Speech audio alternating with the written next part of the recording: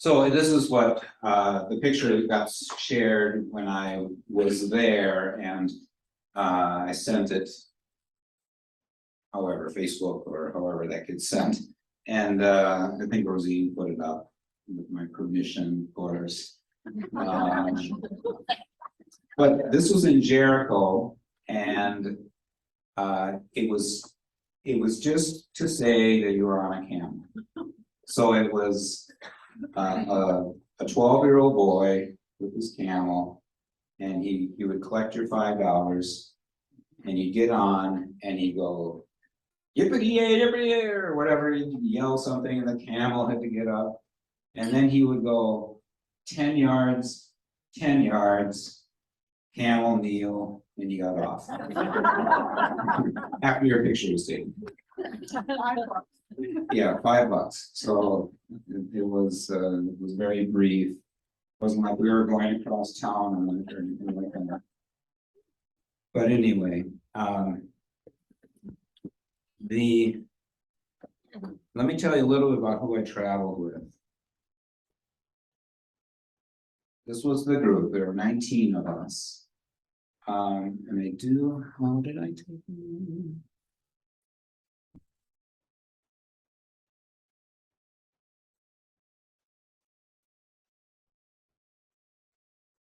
I have a pointer somewhere, but apparently, oh, here it is.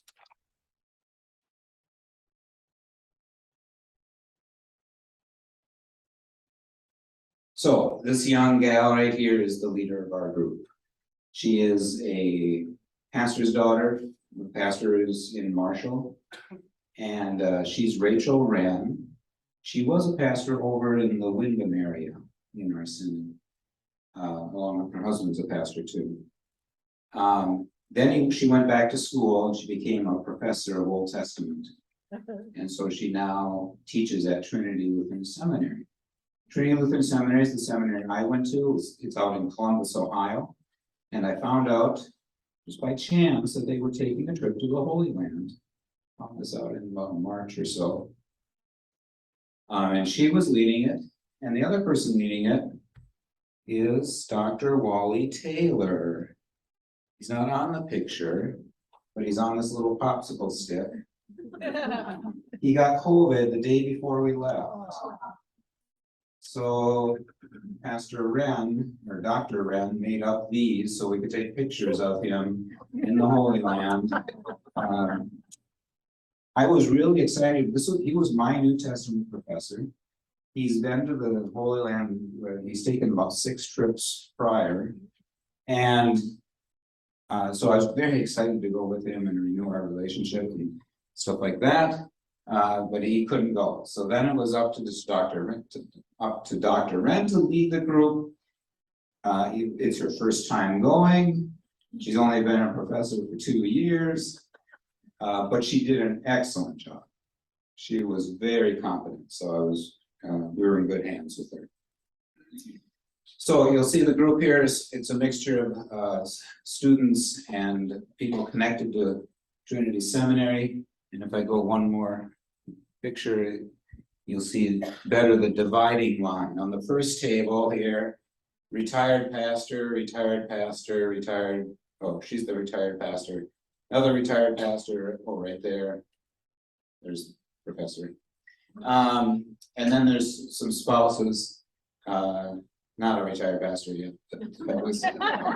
And then this table is all students, or not all students, but mostly students. 2 of them are from the country of Hungary.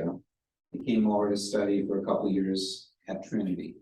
But they were students, either first-year students, or they were somewhere along their seminary journey. And the one exception is this gentleman right here. He lives in Columbus, Ohio. He's like a custodian, but he just is very curious about theology. So he's been taking classes at Trinity, and he wanted to go on this trip. So that was the nature of our group.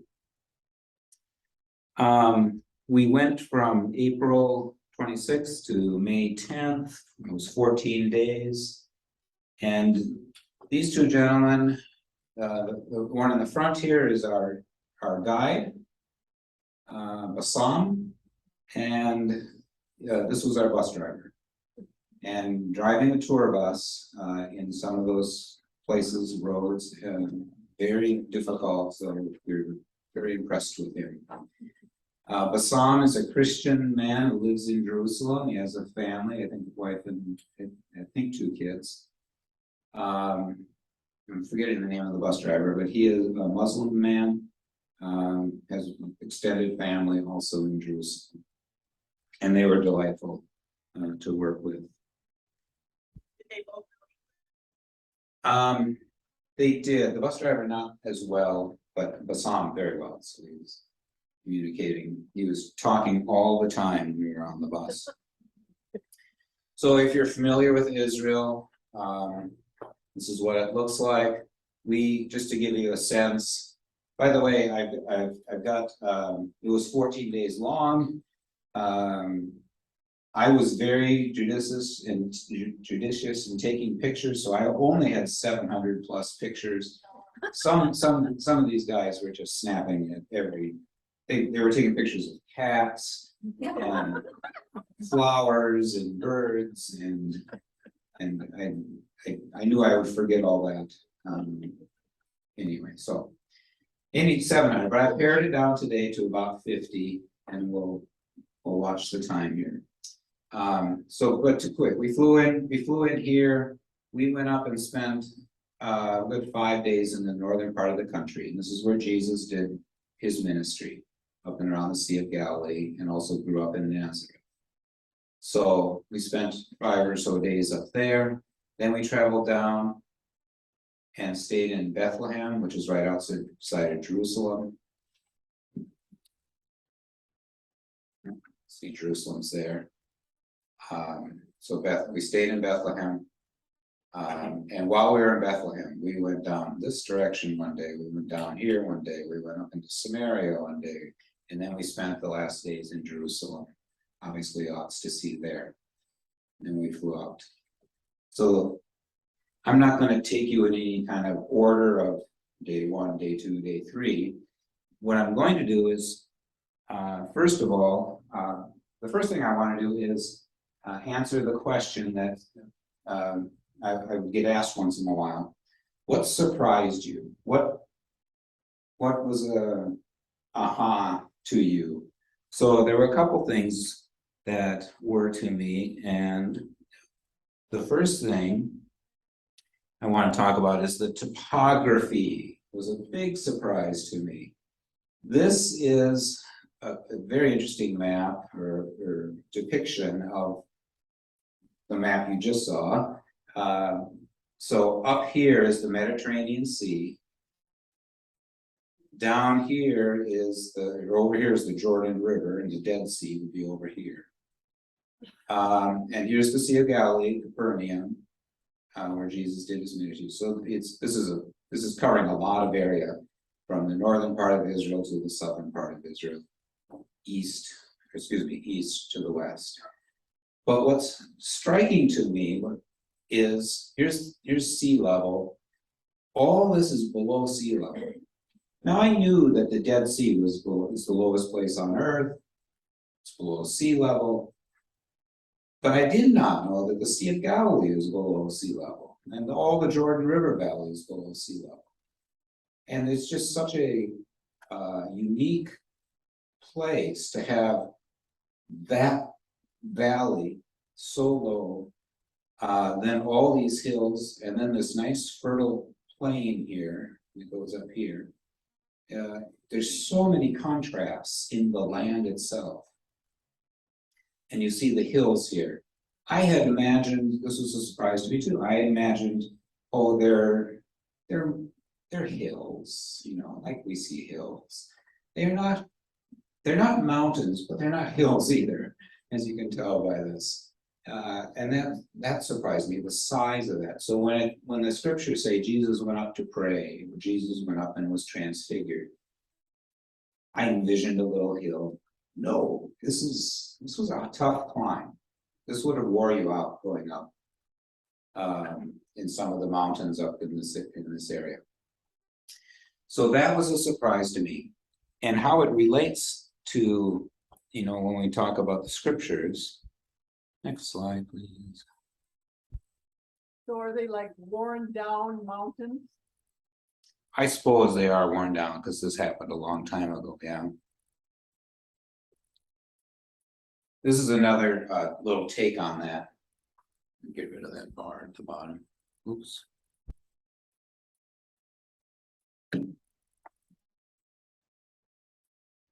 So here again, here's Jerusalem. Here's Jericho. Here's sea level. So Jericho is about 800 feet below sea level. Jerusalem's 2,500 feet above sea level. There's a story in Luke 10 that begins this way.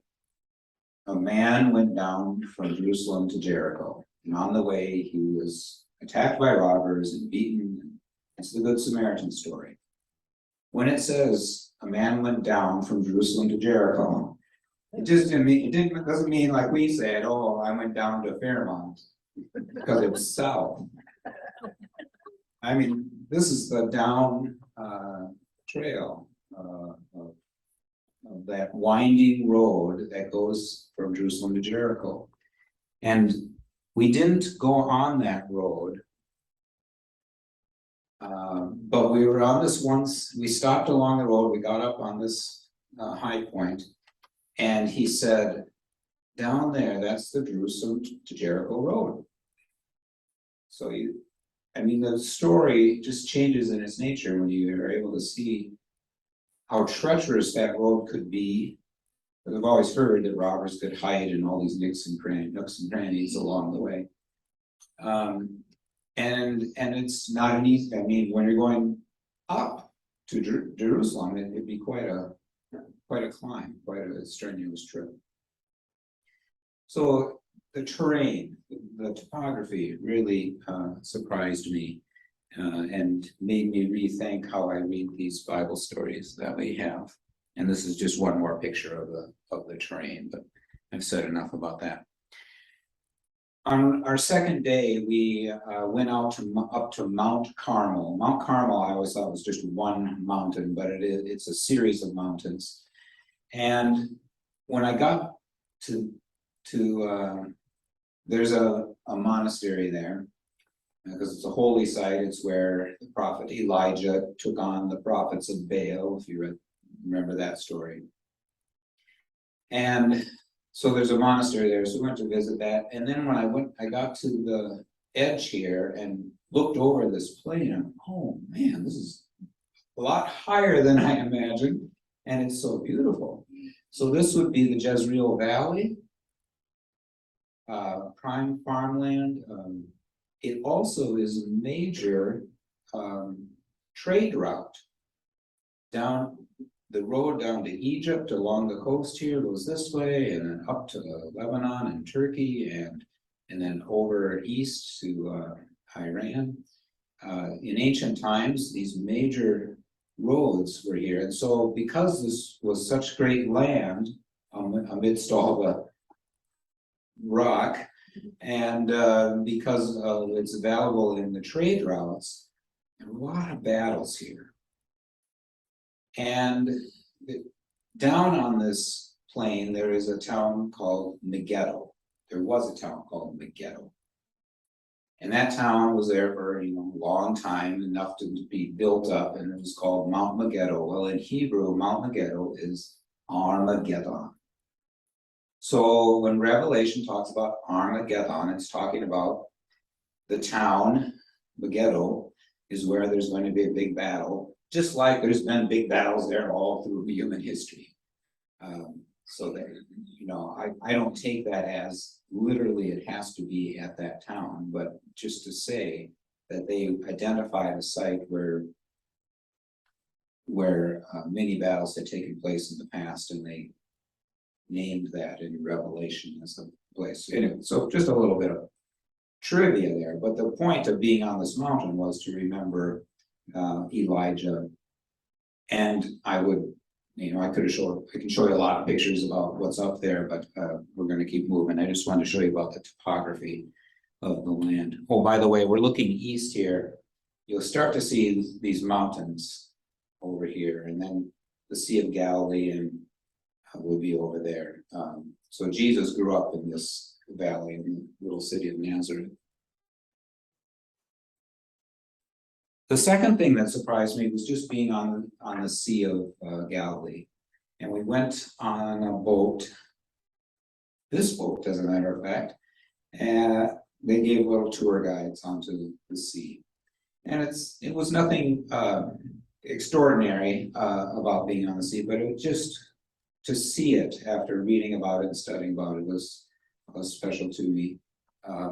So I'll just show you some pictures of the shoreline once we're out on the sea.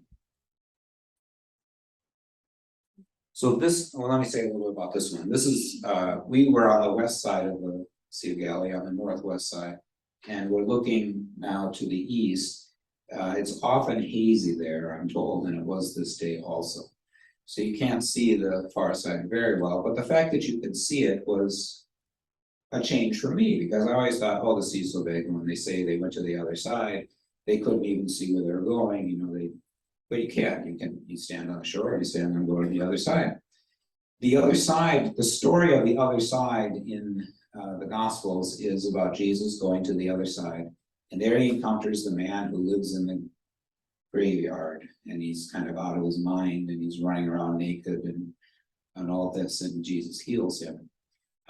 But the also point of the story is that being on the other side is being outside your comfort zone, because Gentiles lived on the other side and not Jews. And so when Jesus said, let's go to the other side, they got in the boat, the disciples probably were thinking, we don't want to go to the other side.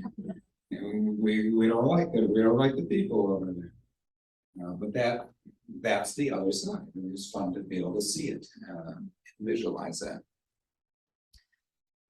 So again, just the way that the land ascends so quickly in some parts of the Sea of Galilee, and becomes rather hilly or mountainous.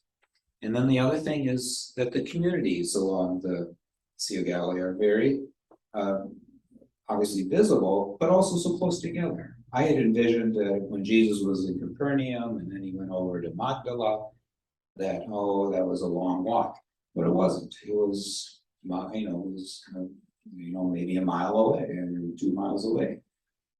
So you're out on the sea and you see, okay, there's where Magdala is, and there's where Chorazin is, and there's where Capernaum is. They're all just right there. So things were smaller than I had envisioned. So that was kind of a surprise to me.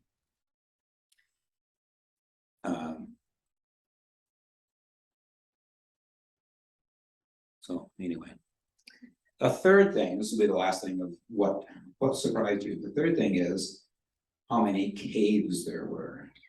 Again, because of the way the land formed and because of the kind of rock, there's just caves everywhere. And they're an important part of the stories in the Bible, or certainly the stories of the people who lived there.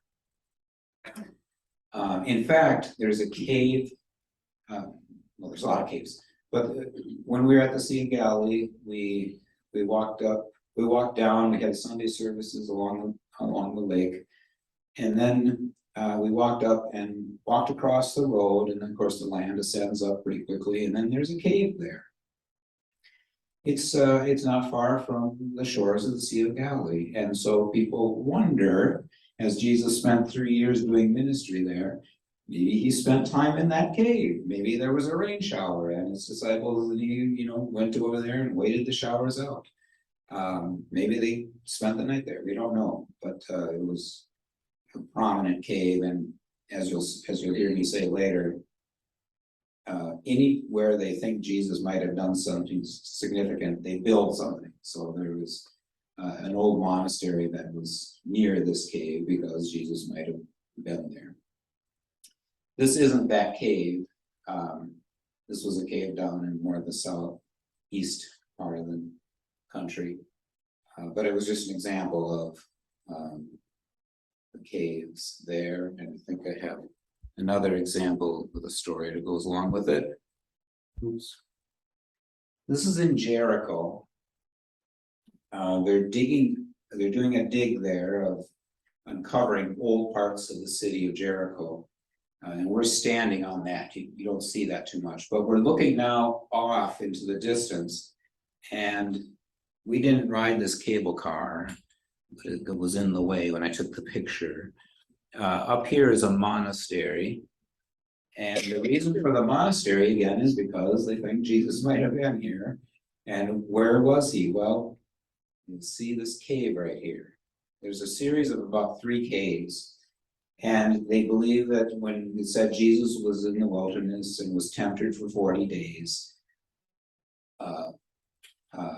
oral tradition has it that these were the caves where he was staying for those 40 days. And being by himself and being tempted by Satan and being ministered to by God's angels. So again, caves come into the story there. They're not mentioned in the Gospels, but that's what the local lore is that Jesus spent time in these caves. This was outside of Jericho. When we tell this Christmas story, we have Jesus in a stable. When they tell the Christmas story, they have Jesus being born in a cave. So here's an artist's picture of what that maybe looked like. The cave was a place where shepherds lived. And at night, and these are sizable caves, they go deep in. At night, they brought in their flock of goats or sheep for protection, and they, if they were wealthy enough, maybe they had a guest room or something like that. But as we hear in Luke 2, there was no room in the guest room, so Jesus was laid in the manger. Why would they be a manger? Because that's where the sheep and the goats were being kept for the night. So that's how they tell the story of Christmas. And because people would ask, well, which cave was it that Jesus was born in? Well, they have one selected out. This is the cave that they claim Jesus was born in. And been turned into a chapel. And so we went in there and we had devotions for the day there. But it just really makes you rethink the story, doesn't it? Because you think, well, I kind of envisioned a stable, with cows. So caves are pretty numerous there. Okay, the second part of my presentation is I'm going to call the tickler kind of thing. It's things I want to do programs on in the future, but oh my goodness, the time goes fast. Things I want to do programs on in the future, but certainly don't have time to do it tonight. So let me just talk about a few things that hopefully in the future I can do adult forums on or something. The first one I'm just fascinated by is King Herod the Great, because he was a man with an imagination and a dream, and he was a builder. And let me just give you a couple examples of the things he built. He built the city of Caesarea. He named it after Caesar to win some political points. But the city of Caesarea was along the lake, along the Mediterranean Sea. And he built a palace there for himself. But he needed a stable source of fresh water. And so he built these aqueducts that were about 5-6 miles long that went up to the Mount Carmel range and would get the snowfall water, and it would flow 5 or 6 miles. But it's all, they're huge, thick, and they're still standing today, over 2,000 years. And the fact that they would make that out of rock just amazes me. Another thing that he built was the Herodian. He named it after himself, Herodian. This is a couple miles out of Bethlehem, and to the south. And you'll see here. You'll see here two hills, we'll call them hills. This hill has been flattened. Why would that be? Because, again, they didn't have power equipment like we do. They took off the top of this hill, used the material to enhance this hill, because this is where he wanted his palace, or one of his palaces. So he put a great palace here, and then he built a lower palace here.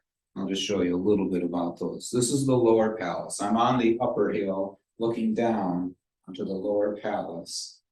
And obviously there's not much to look at here, except it's pretty impressive. They have this big swimming pool or pool where they could float boats around in and enjoy yourself in the water. And then you'll see some evidence of other things about the palace. But the bigger palace is the most important. So they're this kind of got lost to the ages, but now they've been digging it out in the last 50 or so years. So this is the top of the bigger mountain, and it would have been a very luxurious palace. Again, all stone. Would have had steam baths and places for dining and all kinds of things. So that's me dug out. Here's a picture of me just standing down in there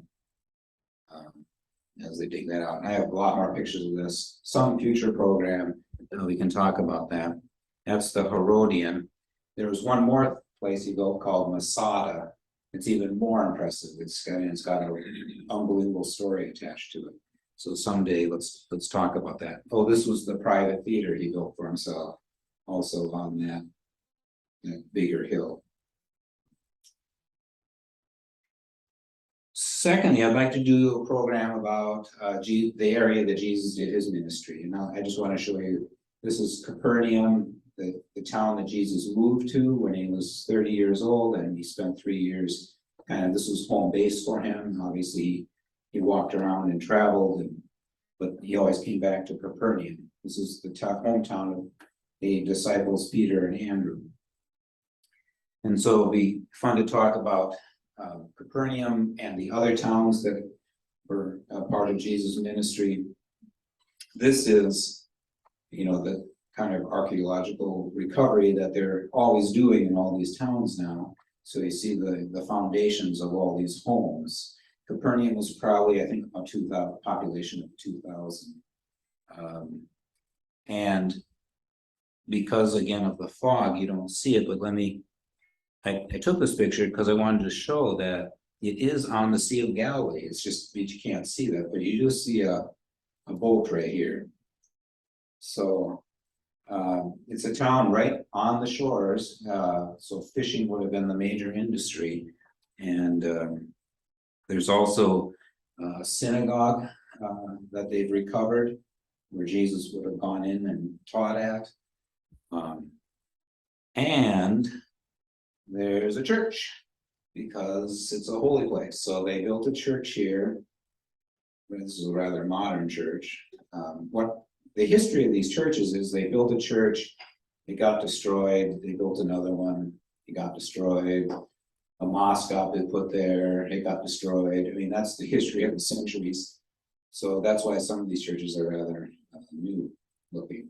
But this church is built over what they believe is the house of the disciple Peter's mother-in-law, because there was a story about Jesus going to Peter's mother-in-law's house and healing her.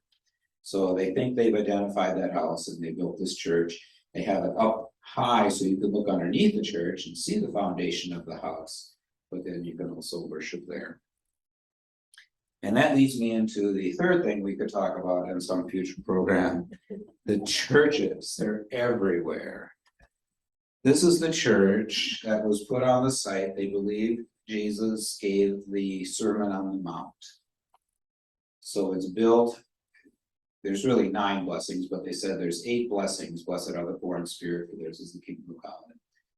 So they built an 8-sided church to honor those 8 blessings. And I think I took this is an inside shot then of that. chancel of that church. This is the church built where they believe Jesus taught the Lord's Prayer to his disciples. So if you go inside, you'll find the Lord's Prayer in every conceivable language. I took this one because there's one in Cherokee, which I thought was interesting. And there is one in Norwegian. I did not get a picture of that in my presentation here, but just in case you're worried. This is the church they built in the place where it says Jesus cried over Jerusalem. So it's shaped like a teardrop. This is the church they built in the Garden of Gethsemane, where Jesus went to pray before he died. This is the church they built over the house of Caiaphas, where Jesus was put on trial. And I have more pictures of this about what that significance is. But this is the church that we worshiped in on Sunday morning when we were in Jerusalem. It's the Lutheran Church of the Redeemer. There are not many Lutherans in the Holy Land, but they do have a church in Jerusalem, in the old city of Jerusalem, and we worship there. Actually, the sanctuary, I think, was either in use or under construction, and so we were in the chapel. Let me just say, the person who was supposed to preach that day, the pastor who serves there, I think, is from America, and she was off in Europe, so she had a substitute, but she was ill. So then this poor Palestinian Lutheran pastor comes in and says, "I'm sorry we're running late." He said, I'm supposed to be somewhere else, but I'm going to get this service started. And actually our professor ended up leading Holy Communion because he couldn't stay that long. This is the church that Jesus, as the Church of the Holy Sepulchre in Jerusalem, is where Jesus was, marks the spot where Jesus was crucified, buried, and raised. So obviously, very profound place. The stone is a stone that is said Jesus was laid on after he died, and they washed his body. And so people are paying homage to that special stone. And this is the place built over the place that Jesus was laid to rest and rose from the dead. And we could talk about all these different places, and sometime we will. And then the third thing I'd like to talk more about is just what it's like in present day Israel with Palestinians and Jews trying to figure out how to live side by side. Actually, they do pretty well living side by side. We only get the bad news.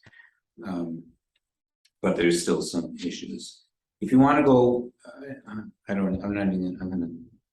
this is the current situation, as you probably heard.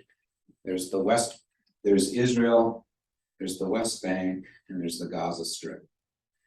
And Israel's in the yellow here. Israel controls all of this. After the 1967 war, they took control of all of it. But this is supposed to be, according to the UN, Palestinian land. And so mainly Palestinians live here, and there are some that are trying to get their independence.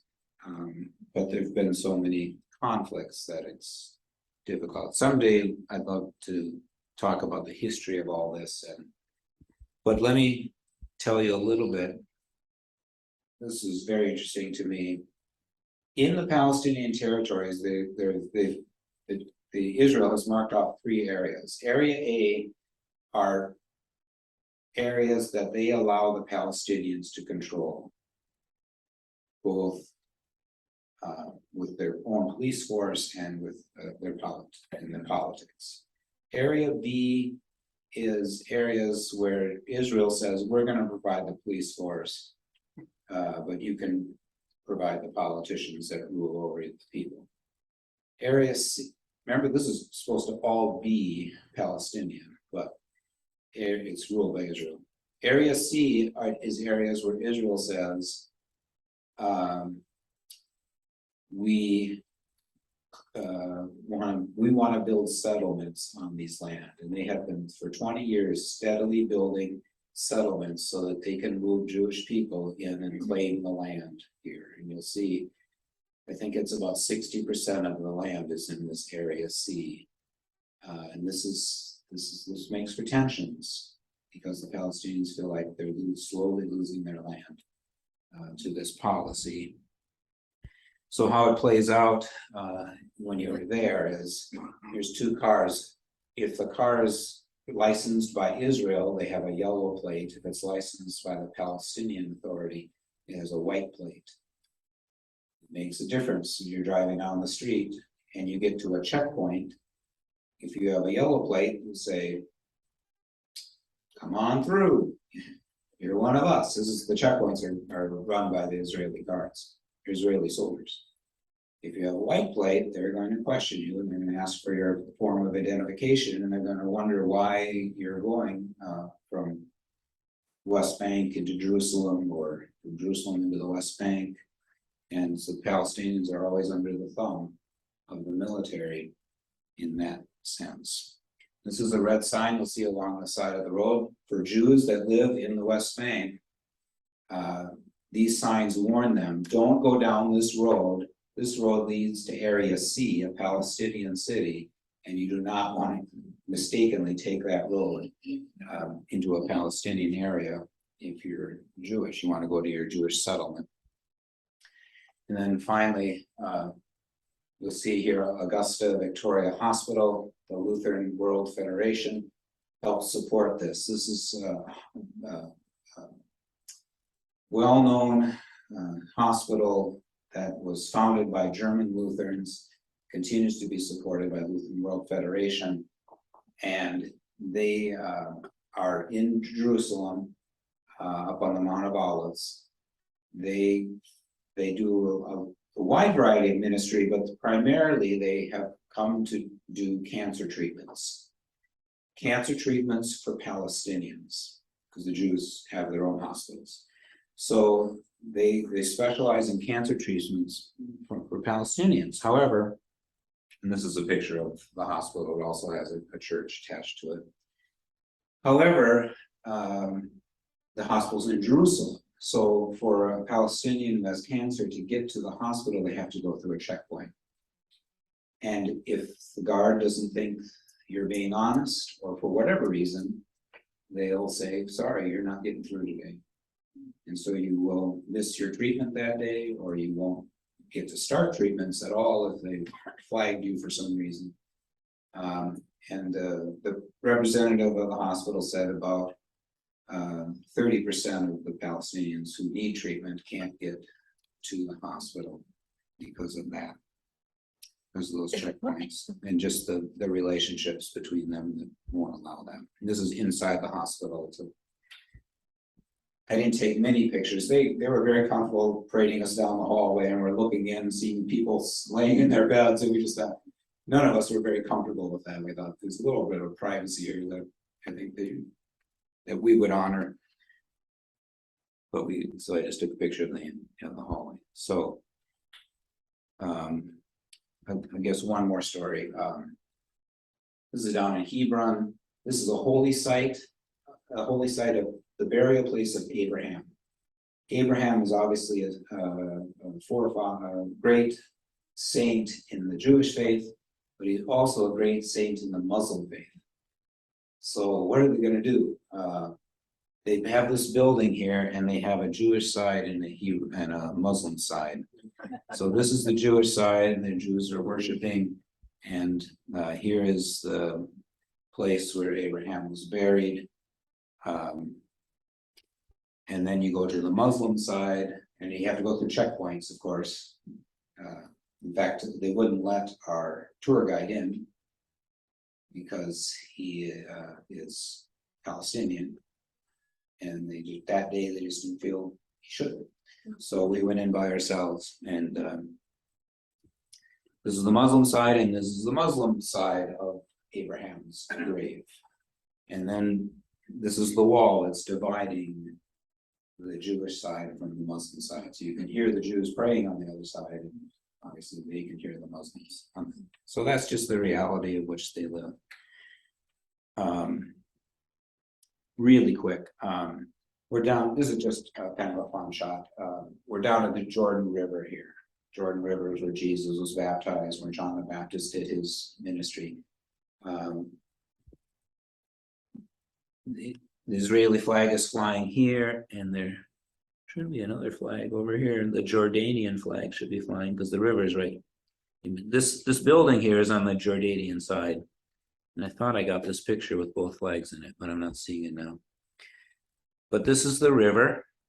This is and we're looking across the river to the Jordanian side, and some people are gathering there, and some baptisms are happening. But then on the Israeli side, there was a group from America, and they came to have some of their people baptized. So they were lined up, and they were going in one by one and being baptized. By the way, the water is very muddy, right? Some people are getting little jars of it. I did not, it was of no interest to me to have muddy water in a jar. So.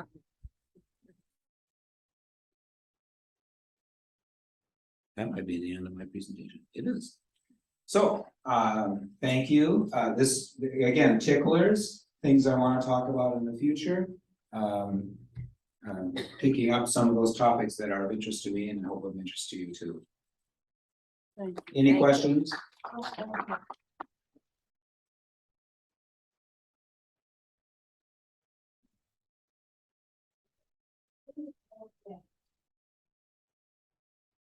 Oh, wow.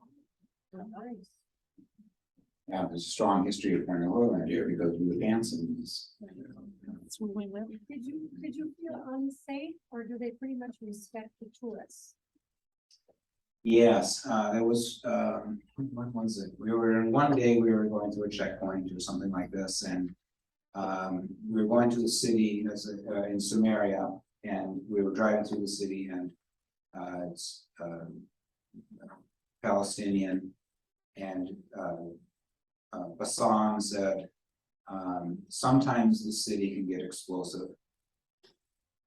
However, if there was even a 1% chance of it being unsafe, I would not have brought you here. So he was shepherding us in that sense, watching out where we went. And yeah, they're very concerned about safety. You're a tour guide? Tour guide, yeah. So I think also it's true what you said, that they're going to make sure the tourists are safe. It's big business for them. And Carol have a name? I didn't get to know it that well. Okay. Yeah.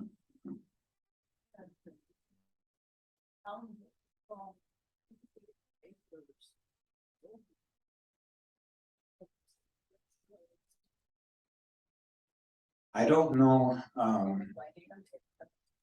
Yeah, so when you talk about King Herod the Great and all his building program, I mean, that's where slavery came in. They captured them, if you went into poverty, you sold yourself into slavery. Yeah, those things were all built by slaves. They wouldn't be able to pay for all labor.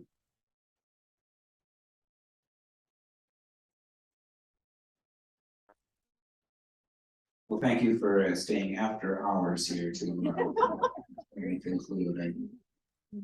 I'm very pleased. So many have asked me, when are you going to talk about your trip? And I just have not had opportunities. So thank you for the invitation to do it tonight. Thank you.